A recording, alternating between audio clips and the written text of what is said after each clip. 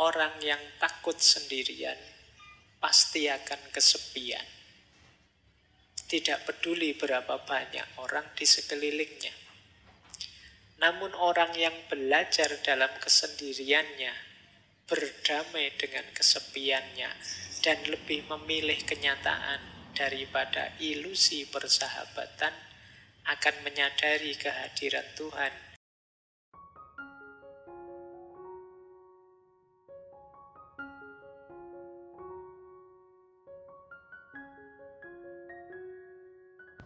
Assalamualaikum warahmatullahi wabarakatuh. Jumpa lagi di Kata Filsafat. Sekarang babak ketiga. Yang kedua tadi nilai-nilai positif dari kesendirian. Sekarang from solitude to spiritual awareness. Dari kesendirian yang positif tadi, sekarang kita bawa naik menuju Tuhan, menuju kesadaran spiritual. Sejauh mana kesendirian kita bermakna spiritual. Nanti kita akhiri dengan beberapa wawasan dari Imam Ghazali. Saya ambil misalnya dari Thomas Merton. Kata Merton, orang yang takut sendirian pasti akan kesepian. Tidak peduli berapa banyak orang di sekelilingnya.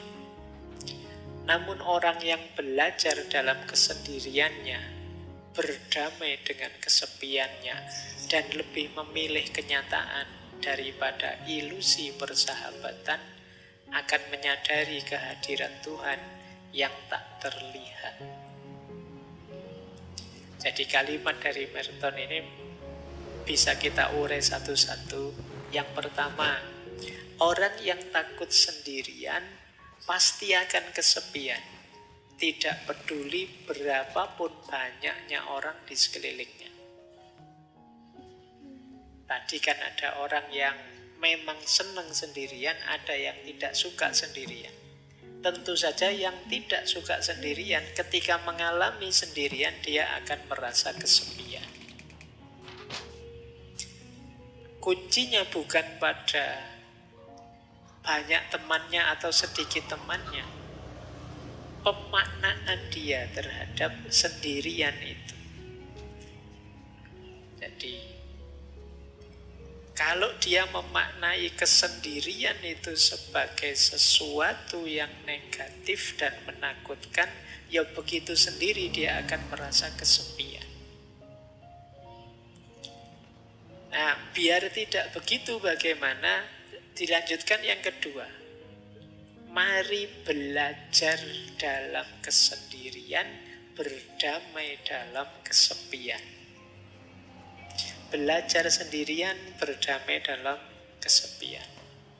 Berdamai dalam kesepian berarti kita bisa menerima.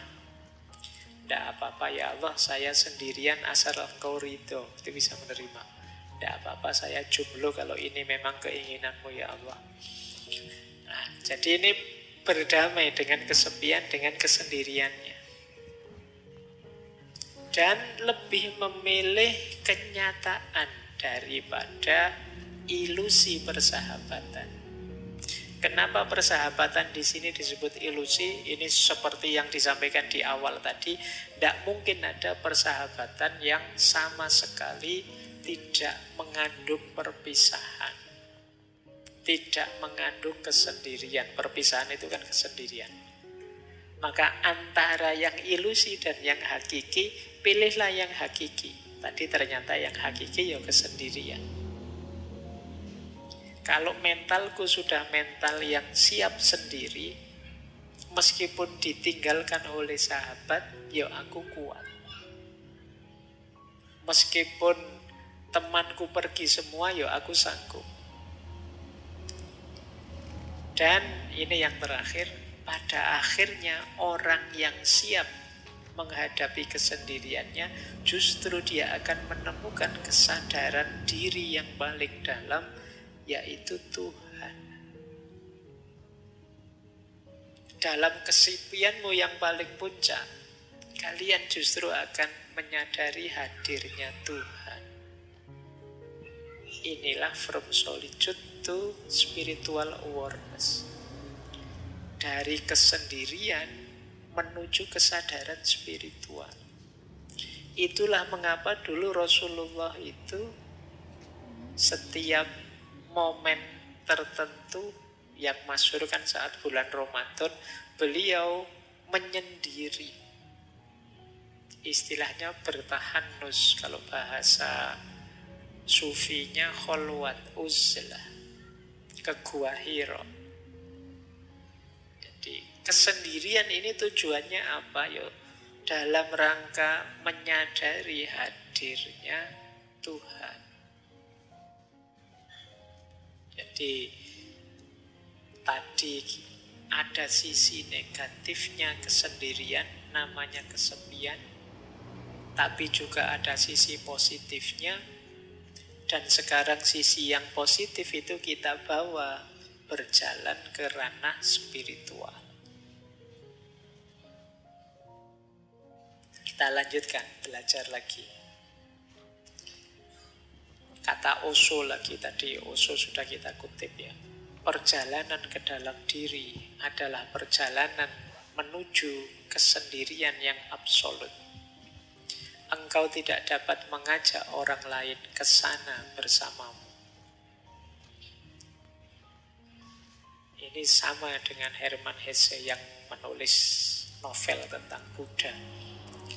Kita harus menjadi sendiri, sangat sendiri. Lalu kita menarik diri ke dalam diri yang terdalam. Mungkin rasanya sangat sepi. Ini memang jalan penderitaan yang pahit. Tetapi kemudian kesendirian kita akan teratasi. Kita tidak lagi merasa kesepian. Karena kita menemukan bahwa dalam diri kita yang terdalam ada jiwa. Yaitu yang ilahiyah yang tak terpisahkan. Lalu kita menemukan diri kita berada di tengah-tengah dunia, namun tidak terganggu oleh keserbaragamannya. Karena jiwa kita yang paling dalam itu membuat kita tahu bahwa diri kita adalah menjadi satu dengan semua makhluk. Jadi kesadaran spiritual itu nanti bertahap. Yang pertama, kesadaran bahwa hakikatnya kita sendiri. Karena hakikatnya kita sendiri, terus kita masuk ke dalam diri. Saat kita masuk ke dalam diri, di situ kita ketemu inti diri kita yang sifatnya ilahiyah, yang disebut ruh. Kesadaran ruhaniyah ini, kalau memang sudah kita pahami, pada akhirnya kita akan kembali lagi ke dunia, tapi sudah tidak tergoda lagi. Dengan kesadaran bahwa semua makhluk hakikatnya satu, yaitu ciptaannya Allah, citranya Allah, citranya Tuhan. Inilah from solitude to spiritual awareness. Jadi diawali dari sendiri yang tidak kesepian, dilanjutkan dengan perjalanan ke dalam diri, dipuncai dengan kesadaran ilahiyah, diterapkan dalam hidup sehari-hari, yang tidak merasa ada bedanya semua makhluk dan tidak tergoda oleh warna-warni duniawi. Inilah from solitude to spiritual awareness. Konkretnya apa kalau dalam dunia tasawuf? Uzlah. Ada 3 istilah dalam dunia tasawuf yang dekat dengan uzlah. Ya, yang pertama uzlah itu sendiri, yang kedua zuhud, yang ketiga kholwat. Zuhud itu kondisi jiwa yang tidak tergoda oleh hal-hal duniawi. Kalau uzlah itu menjauhkan diri dari keramaian, Kalau kholwat itu memisahkan diri dari keramaian berdua dengan yang dicintai, yaitu Allah. Jadi uzlah itu menjauhnya, kholwat itu berduaannya. Kemudian dari sini bisa melahirkan jiwa yang zuhud, jiwa yang tidak tergoda oleh hal-hal duniawi. Jadi ternyata kesendirian tadi bisa jadi, kalau bahasa tasawufnya, salah satu mode suluk perjalanan kita untuk menuju Allah. Jadi yang tadi berawal dari kondisi jiwa, psikologi kita, ternyata bisa kita manfaatkan untuk perjalanan ilahiyah. Kesendirian kita ternyata bisa bermakna spiritual. Kita lihat ya, ini ayatnya. Jadi mana sih ayat yang menyarankan kita memperhatikan diri kita sendiri, jangan terlalu sibuk dengan orang lain? Ada di surat Al-Maidah ayat 105. Wahai orang-orang yang beriman, ya ayyuhalladzina amanu alaikum anfusakum. Alaikum anfusakum itu ya atas diri kalian, jiwa-jiwa kalian diri. Maksudnya apa? Perhatikanlah diri kalian sendiri. La yadurrukum man dhalla idza tadaitum. Tidak mungkin bisa membahayakanmu, mencelakakanmu orang-orang yang sesat kalau kalian sudah mendapat petunjuk. Berarti apa? Tadi jiwa kita ini ayo kita bawa untuk memperoleh hidayah, memperoleh petunjuknya Tuhan. Kalau sudah sampai level itu, tidak akan yang ada yang bisa menggoda kita, membahayakan kita. Jangan lupa, ilallahi marji'ukum jami'an. Kepada Allah lah kalian semua akan kembali. Fayunabbi'ukum bima kuntum ta'malun. Yang saat kembali nanti akan diberitahu kalian apa saja yang sudah kalian kerjakan. Jadi ayat ini menegaskan keutamaan ayo memperhatikan diri kita sendiri dulu, sendirian dulu, sampai kita kuat, sehingga tidak ada yang bisa menggoda kita, membahayakan kita, karena kita sudah mendapat petunjuk ilahiyah. Ini biasanya dipakai dalil uzlah. Boleh dicek nanti di Ihya-nya Imam Ghazali. Ini loh keutamaannya uzlah, keutamaannya sendirian. Uzlah di sini boleh kalian ganti kesendirian, boleh kalian ganti jomblo, boleh kalian. Jadi kalau ada tanya ini keutamaannya sendiri. Yang pertama apa? Ada kesempatan lebih banyak untuk beribadah dan bertafakkur. Tentu saja kalau banyak teman terus-terusan bareng orang lain, kesempatan ibadahnya kan bukan tidak ada, tapi terbatas. Untuk bertafakkur juga sulit fokus kalau banyak orang di sekeliling kita. Maka sendirian itu nikmat. Jadi kalau teman-teman nanti pulang dari kos-kosan, ya Allah di kamar kos ini sendirian, itu berarti nikmat. Alhamdulillah sendirian. Coba ada teman, aku repot ini harus melayani teman. Jadi kesendirian itu nikmat. Saatnya kalian memperbanyak ibadah, memperbanyak tafakkur. Ini kesempatan tidak datang berulang-ulang. Mungkin besok sudah ada teman. Yang kedua, mari kita syukuri kesendirian itu, karena itu berarti kita lepas dari dosa yang berhubungan dengan kemasyarakatan. Ghibah misalnya, gosip. Kalau sendirian kan tidak mungkin gosip. Apa ada orang ngerumpi kok sendirian? Kan tidak ono. Mesti ada temennya. Kalau kalian gosip kok sendirian itu ya namanya bukan gosip. Jadi kita bersih dari ghibah. Kemudian yang kedua, kita tidak kena amanat amar ma'ruf nahi mungkar. Kan kita itu wajib beramar ma'ruf nahi mungkar. Wahai orang-orang, ayo menuju kebaikan, ayo sholat, ayo. Kalau nggak ada orang lain kan ini nggak ada perintahnya untuk mau amar ma'ruf ke siapa, nggak ada orang lain. Yuk, kita bebas dari ini. Tapi kalau banyak orang, kita ada amanat untuk amar ma'ruf nahi mungkar. Ini sebenarnya saya ambil dari Ikhya. Yang ketiga, riya. Kita pamer itu kan pada orang lain.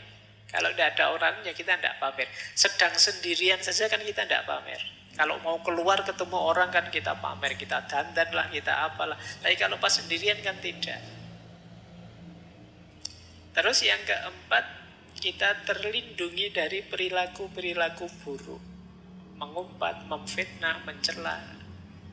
Tidak ada orang lain. Loh, paling tidak kan kita selamat dari empat ini. Jadi teman-teman jangan mengeluh, jangan protes, jangan sedih kalau oleh Allah ditakdir jomblo abadi lama sekali. Kok tidak ada teman, ya Allah, tidak apa-apa. Itu kesempatan kita diberi fasilitas bebas dari dosa-dosa kemasyarakatan. Jadi alhamdulillah, itu kan gitu. Jadi ini utamanya uzlah, menjauh sebentar dalam kesendirian kita mendekat pada Allah.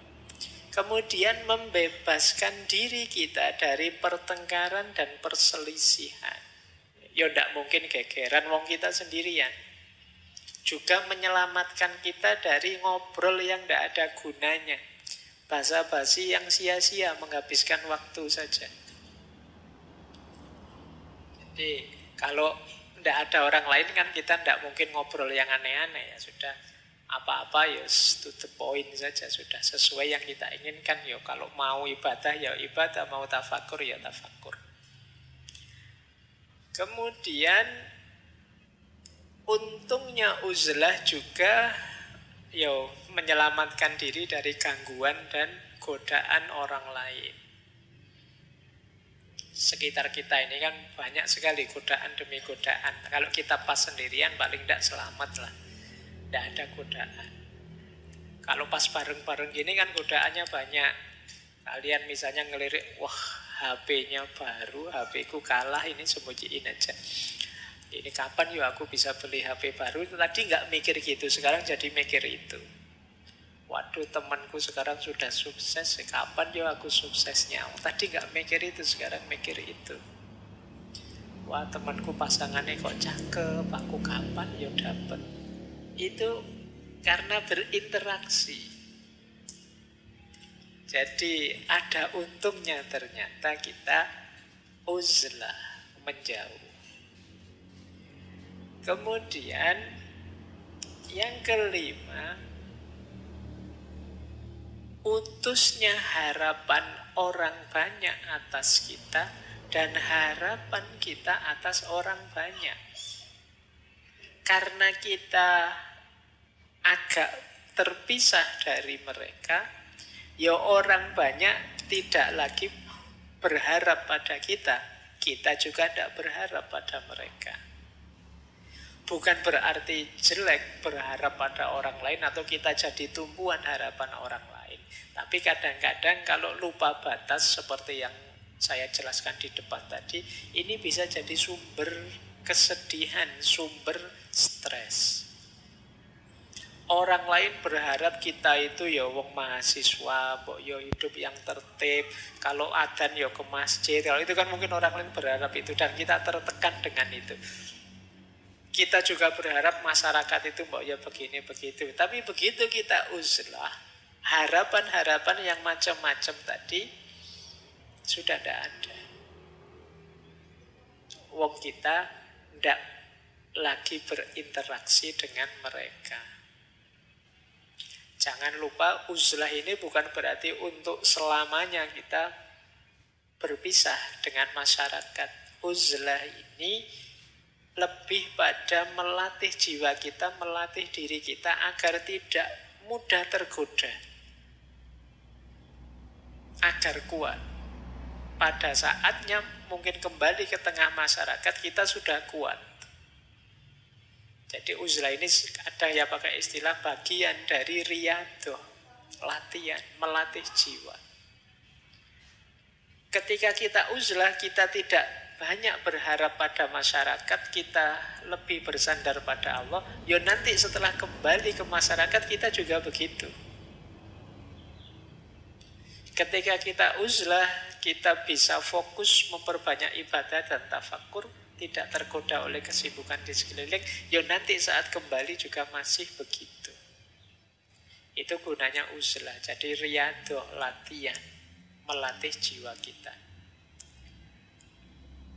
Kemudian kalau itu orangnya bodoh, tidak pinter kayak kita semua ini, uzlah itu menyelamatkan orang lain, selamat dari kebodohan kita. Dan kita juga selamat dari bodohnya orang lain. Nah, jadi ini keutamaan-keutamaannya uzlah. Hidup sendirian. Ini bisa kalian cari keutamaan-keutamaan ini dalam Ihya Ulumuddinnya Imam Ghazali. Saya banyak ambil dari sana. Meskipun nanti di situ ada banyak uraian kapan kita harusnya uzlah, kapan kita membaur di tengah masyarakat. Tapi itu mungkin lengkapnya kita jelaskan minggu depan. Tapi malam hari ini kita sadari dulu bahwa ternyata kesendirian itu indah, kesendirian itu positif, kesendirian itu bisa membuahkan banyak manfaat untuk hidup kita. Terima kasih sudah menonton sampai habis. Semoga bermanfaat.